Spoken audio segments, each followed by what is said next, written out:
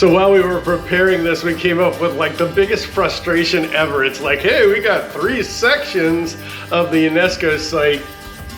Why isn't it 3 different UNESCO sites? They're not that related, but they are all awesome, and the one today is even better than the one last week.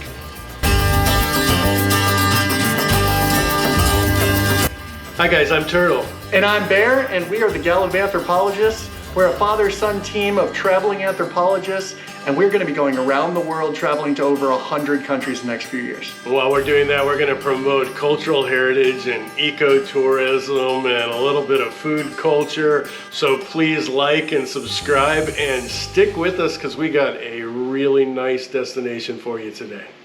And this week we are covering Kato Paphos or Neo Paphos. It really just depends on what you want to call it. But the first thing you're going to see when you go through is you're going to walk through the House of Thesius, which is really a cool place to see.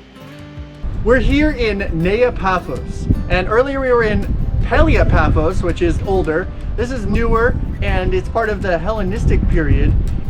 One of the things that I really love is at Paphos itself, there's all these different layers of history in these different time periods. And so we've seen before the Greeks came over, even Neolithic times, and then we've got before the Greeks, and then there's the Greeks show up, and then when the Hellenistic Romans come over, they build something here. And this was always a very valuable piece of real estate, and that's why so many people have been here. And Byzantines, and we saw a French spot where they did sugar, and then eventually the British took over, and now there's a fight between two entities. It's also just a beautiful island. I mean, people still come here, especially in the summertime.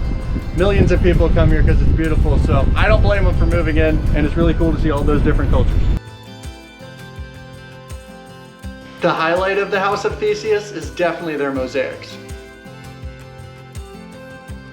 This is a really amazing mosaic, and the mosaic depicts the fight between Theseus, who you see in the middle, fighting the Minotaur, which unfortunately you don't see a whole lot of. You can barely see his beard and one of his horns that Theseus is holding, and he's about to give the last blow in the fight, which he won, incidentally. And while those mosaics were amazing, many of the other ones were covered up as we went along. The best ones were actually in the House of Dionysus and the House of Aeon, but we missed those.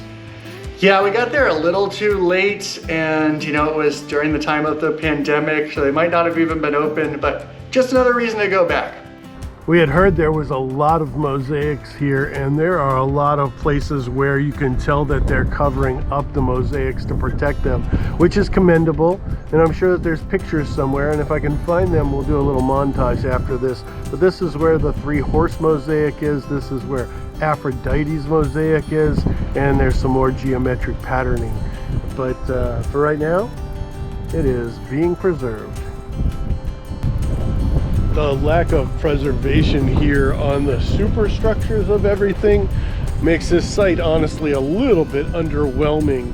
I'm sure that it would be a totally different thing if you were able to see all the mosaics that they have covered up to protect them right now.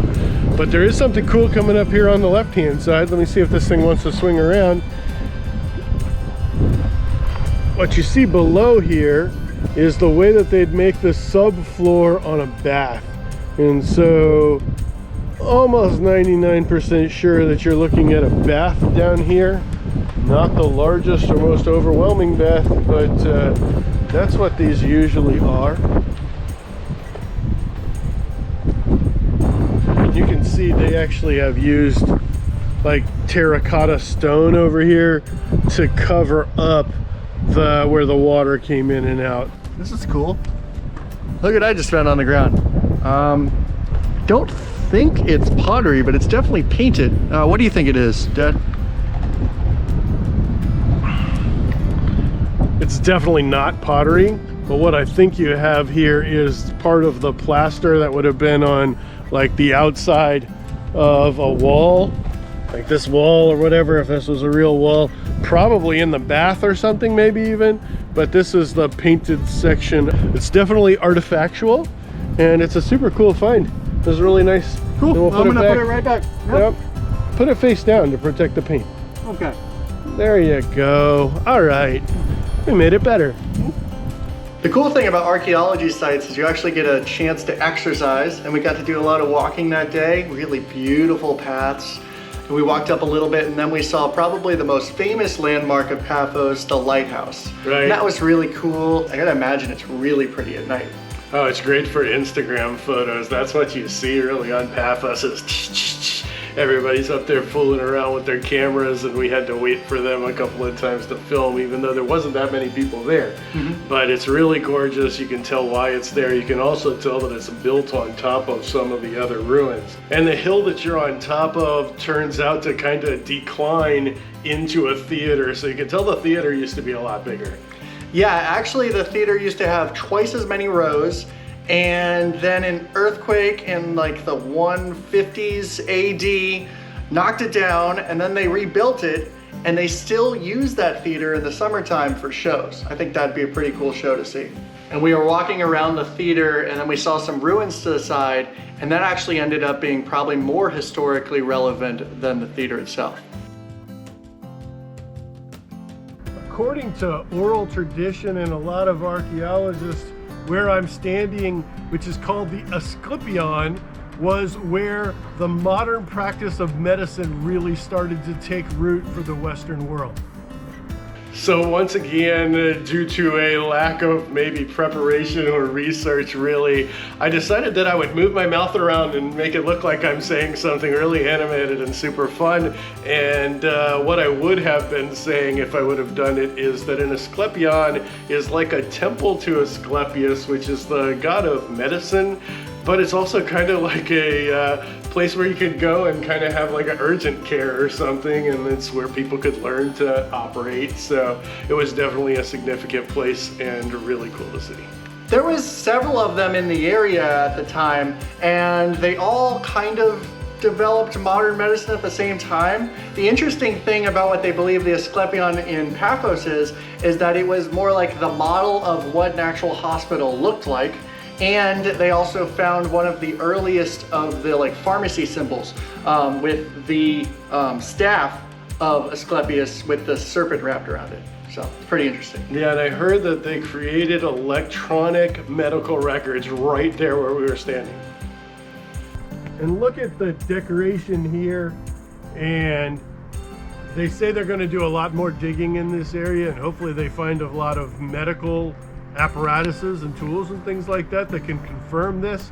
But you can kind of feel the history here, and there's not very many things more important than having adequate medical expertise. And if it started right here, my hat's off to all the people who work to make such a thing happen.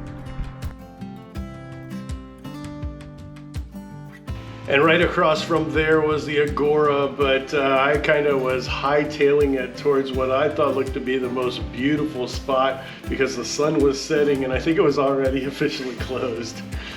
Well, I'm glad that we did have enough time to look at that site. It's called the Sorante Colones, which means the 40 columns, and it's a fortress that dates back to the 7th century.